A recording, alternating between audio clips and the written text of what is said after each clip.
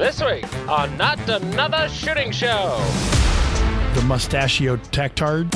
I got a new gun this week. You're not going to ask for an overlay on a staple hole? He's Jeff King. I'm Andy Erickson. This is Not Another Shooting Show. It's been a great 24 hours in the worlds of morons shooting themselves. Yay. So, Newport News, Virginia, at a 7-Eleven, an employee is hurt after accidentally shooting himself during an altercation Wednesday evening. So just last night, as we're recording this. It happened, this is my favorite part of the story. It happened at a 7-Eleven at 7:11 p.m. That's the best part. Police responded in reference to a gunshot victim. When they got there, they found a man suffering from non-life-threatening gunshot from a he's not going to die. He was transported to a hospital for care. The investigation revealed that the employee at the business got into an altercation with at least one customer, and then they went outside. It got, you want to go outside? And then they go outside. It got physical. It doesn't say if he was putting his hand on the gun or it was where it was, and during the scuffle, it went off. It just went off. I'm going to go with it was tucked in his waistband, not in a holster, and it just went off. Yeah, yep. I agree with you, and I think not in a holster, pants falling down. Went to do the hike up. If you ever see someone hike their pants, a fight's about to start. Mm-hmm. And I think he went for the hike up and pulled the trigger. The hike up. That's why you wear the hoochie daddy shorts. Hell yeah, brother. Yeah, because then you don't have to hike them up. Yeah. This story is even better though. In Maryland, a guy accidentally shot himself at a gas station. Okay. That led to police discovering a major drug and firearm haul in the car. Well, not a major firearm haul. It's just, what the local media called it. It was a couple of pistols. The police say on Tuesday, around 7:50 a.m., officers met with a victim of a self-inflicted gunshot wound to an extremity at a hospital in Baltimore. The victim accidentally shot himself while he was parked at a Sunoco gas station. And when the man was driven to the hospital by a friend, when they were investigating, they found 2 .380 caliber handguns, in addition to a bunch of weed, some MDMA, 14 grams of crack, a large bag full of heroin/fentanyl, crack cocaine, loose powdery substance that they weren't sure what it was, probably heroin or fentanyl, some more pressed pills, and some methadone. So he had some shit, but he had 2 .380 pistols. Ooh. Couple of 8-rounders. Here's my quiz for you, Jeff. Were they A, high point and a high power, a Shield EZ and a SIG P938 in .380, or a Taurus and a Bursa .380? I'm going with option C. C is correct. It was a Taurus. Yes. It it's was always a Taurus. It was a stupid Taurus 7, whatever. I can't remember what the model number was. I had one of those, and it fucking sucked. It was terrible. Like, I've shot a Ruger LCP before. Like, I have one. And, like, it's not a fun gun to shoot, but it's okay. It's a little tiny carry gun. That thing, that Taurus that they don't make anymore, it hurt you every time it went off. It would smack the shit out of your trigger finger every time it went off, because no matter how strong you are, the trigger guard's going to smack you in the trigger finger every time. Right.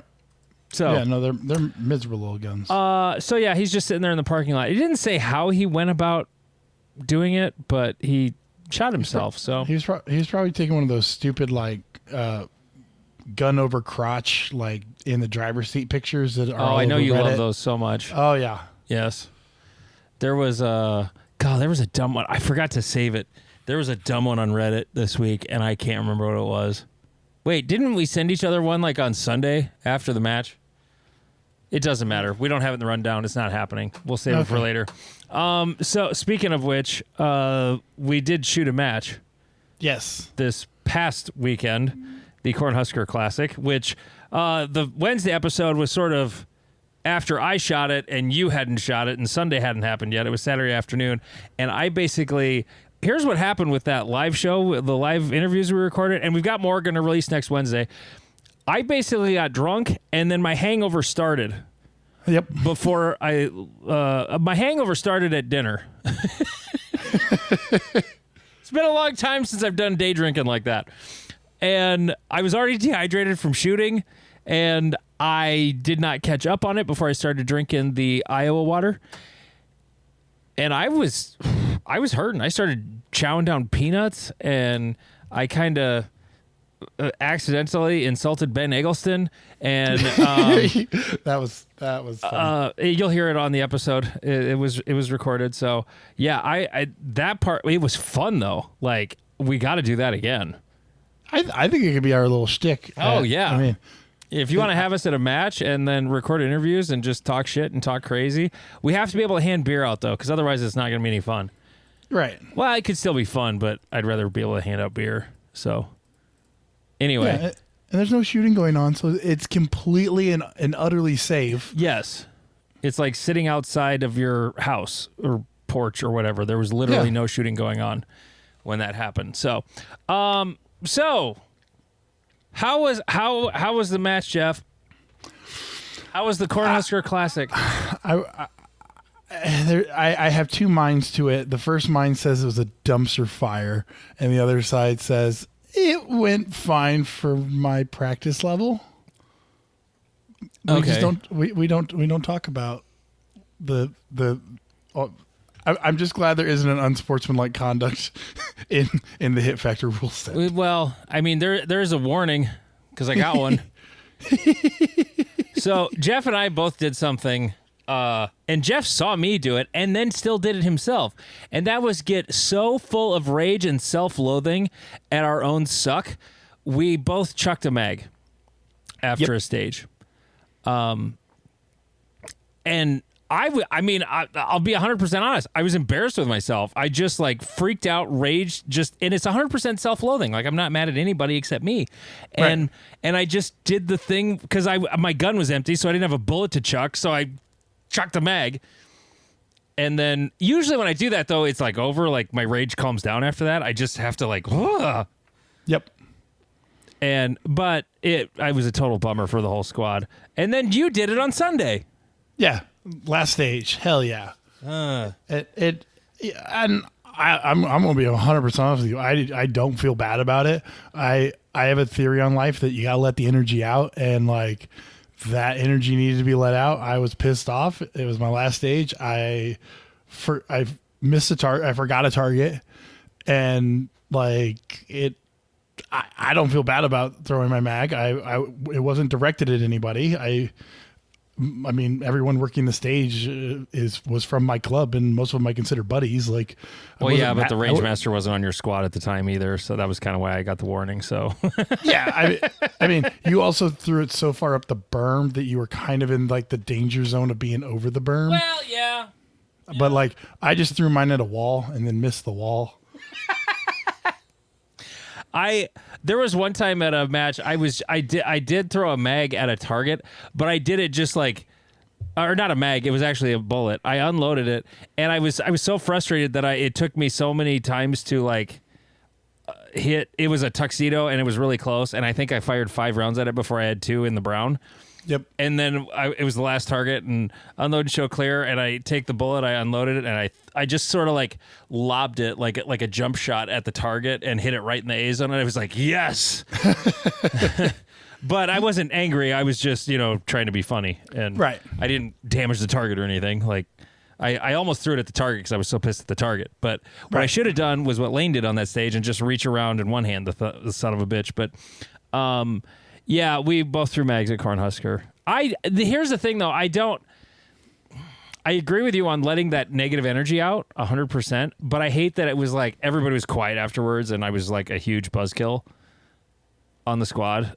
Like that's what I feel bad about. Like, I kind of put a damper on things.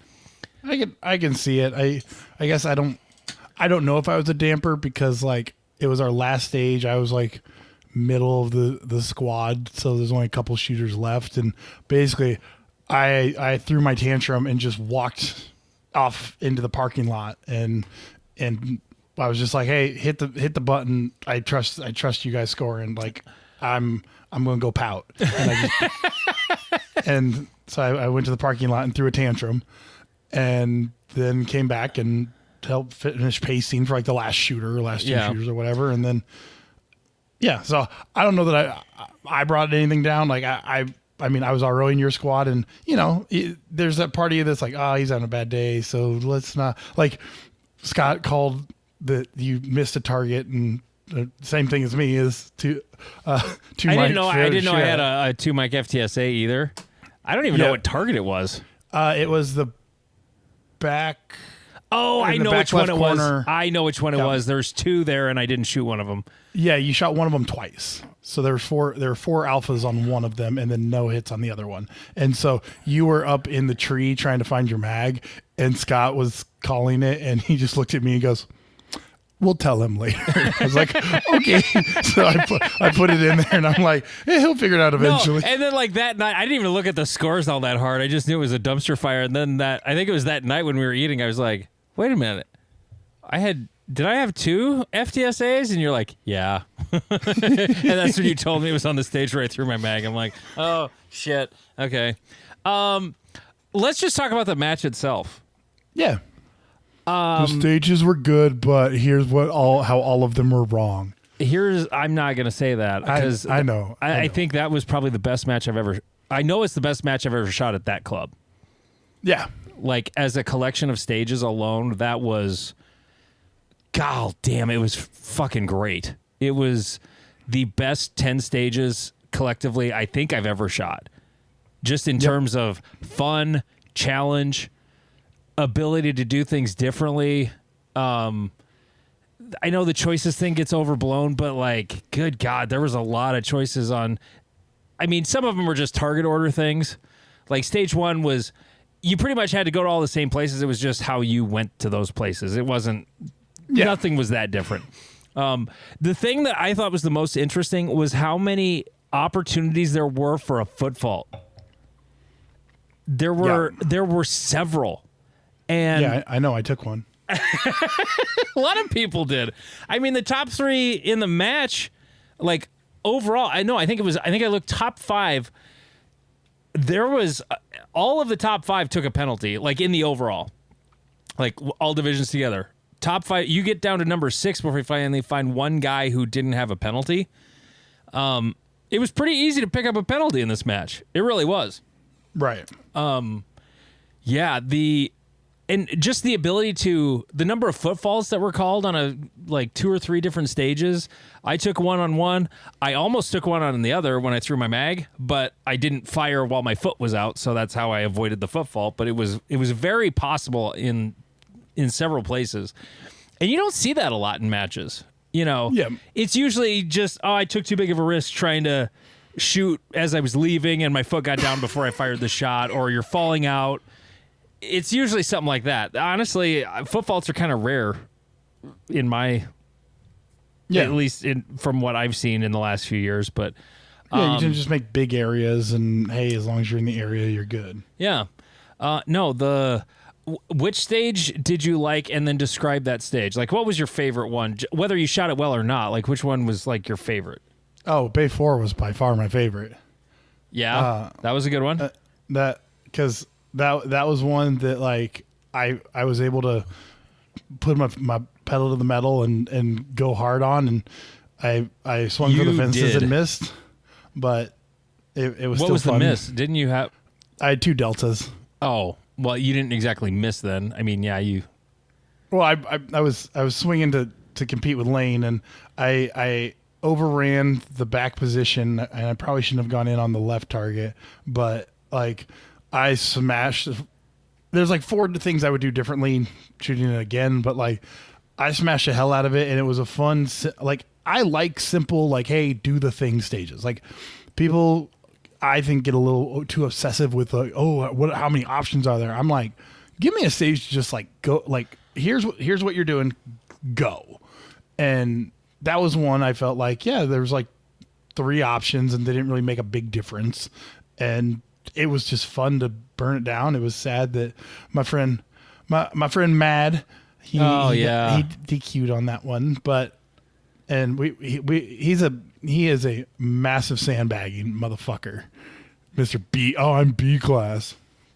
But I thought that was a great stage. What about you? What was your favorite? Honestly, the one I ran was probably my favorite.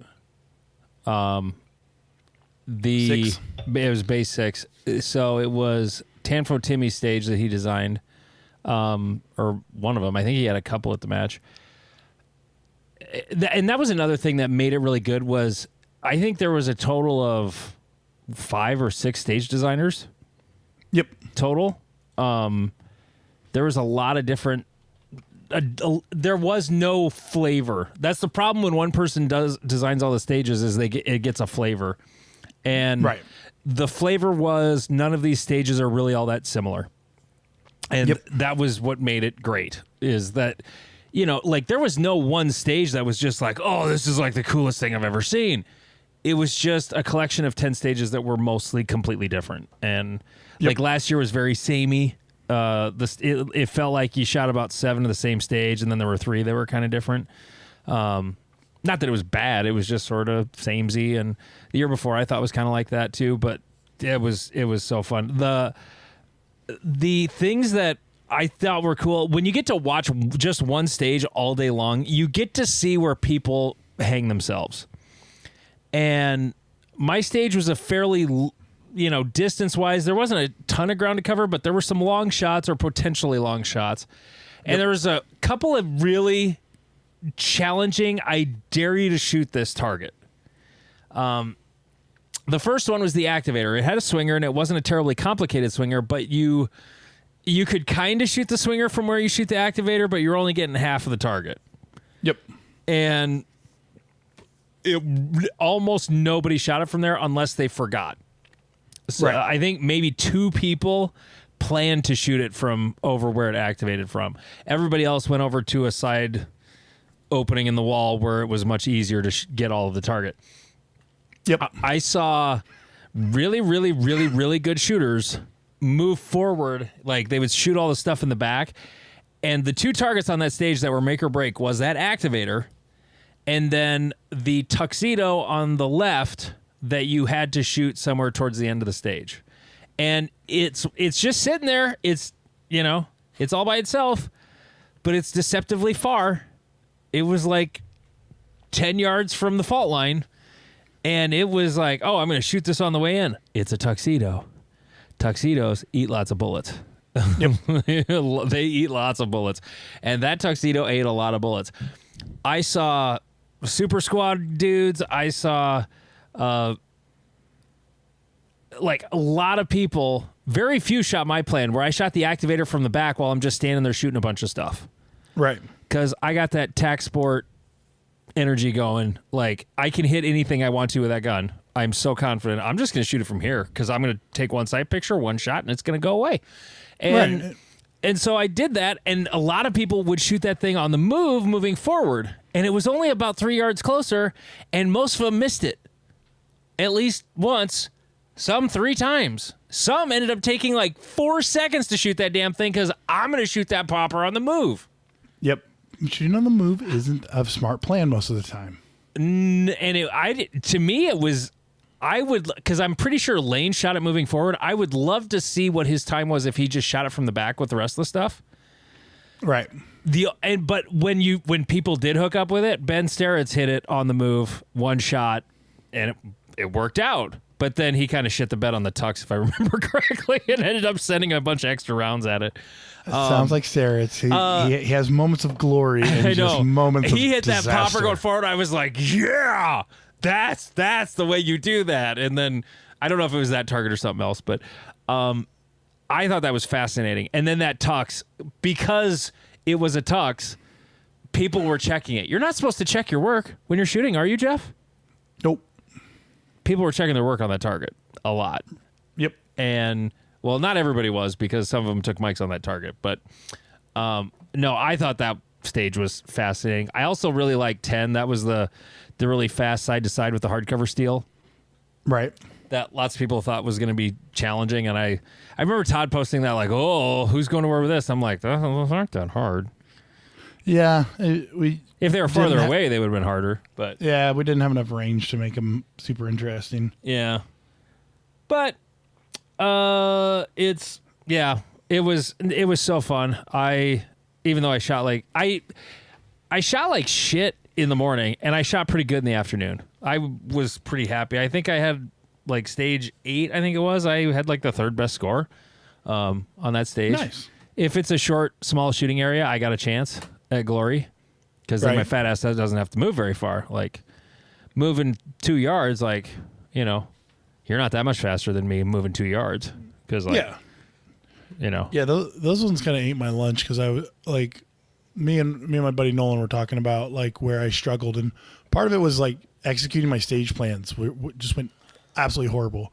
But another part, and this is going to humble brag slightly, is like I think my athleticism has leveled up, but my shooting and like stage plan has not caught up to that athleticism. So I overran positions all day, or was like trying to like drive. You're hard used to Fat Jeff? Yes. And you run a stage like you're still Fat Jeff. Well, I'm used to planning for Fat Jeff, and then like Jeff that can kind of run short distances kind of fast goes into position and goes, we were supposed to stop over there. Shit. And so like, you're too fast and you miss positions. That's also sort of like you should visualize your stages more. I visualize the shit out of them, and then the beepy thing goes off. My brain gets scrambled because I'm trying to go too fast. I'm trying to go fast for you, Bobby. My tac sport, like, it shoots laser beams. I love it. It shoots so well. But that safety, that fucking safety. The safety that every tac charge says you can't reactivate. You can that one, even with a little heavier spring in it. It screwed me over time and time again. I posted the video of that stage 10, and the shooting was really fast. I did throw one delta at the far right target that no one can see on camera, but it was like I shot that thing like my ass was on fire. And except at the start, I'm like, you can see like those first 3 targets were super close. I'm trying to press the trigger and the safety is engaged. I'm like, son of a bitch, and then finally pop, pop, pop, pop, pop, pop, pop, pop, and I'm gone. Like, It was, and I think I had 1 or 2 Charlies over there going that crazy fast. It's so fun to shoot. I just got to get that safety thing figured out, or I need to grip the gun differently. Yeah, you probably just got to readjust your grip. Yeah. Anything else about it? I mean, the match in general, it ran well. It was good ending to Todd's time as the overall match director to it. I enjoyed every bit of it. My squad had some drama, and it was hilarious. And if you want to hear about that hilarious drama on Jeff's squad, sign up for the Patreon. Patreon.com/NotAnotherShootingShow. Just $3.57 a month, and you get an extra show every single week. Patreon.com/NotAnotherShootingShow.